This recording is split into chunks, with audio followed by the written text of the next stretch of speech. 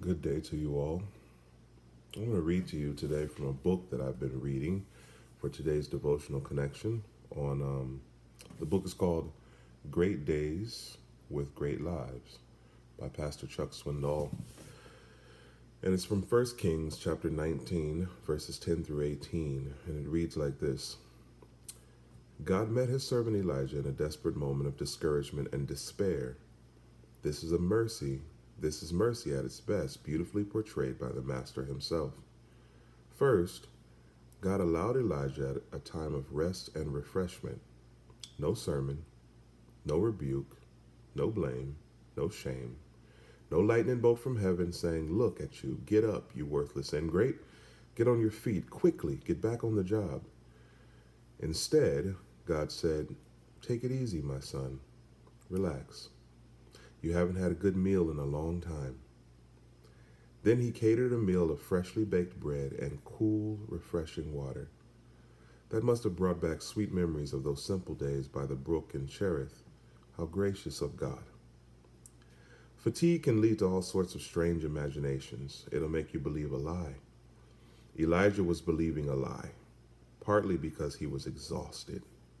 So God gave him rest and refreshment, and afterward Elijah went on for 40 days and 40 nights in the strength of it. Second, God communicated wisely with Elijah. God said, "Elijah, get up and walk out of this cave. Man, it's dark in here.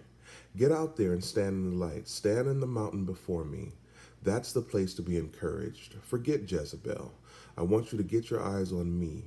Come on, I'm here for you. I will always be." God's presence was not in the wind or the earthquake or the fire. His voice came in a gentle breeze. Those sweet zephyrs were like windswept, invisible magnets, drawing Elijah out of the cave. Do you see what God did? He drew Elijah out of the cave of self-pity and depression. And once Elijah was out of the cave, God asked him again, "What are you doing here, Elijah?" God showed Elijah that he still had a job to do, and there was still a place for him. Disillusioned and exhausted though he was still God's man and God's choice for such a time as this. As far as this I'm all alone stuff went, "Elijah, let me set the record straight," said God. "There are 7,000 faithful out there who have not bowed to Baal. You're really not alone.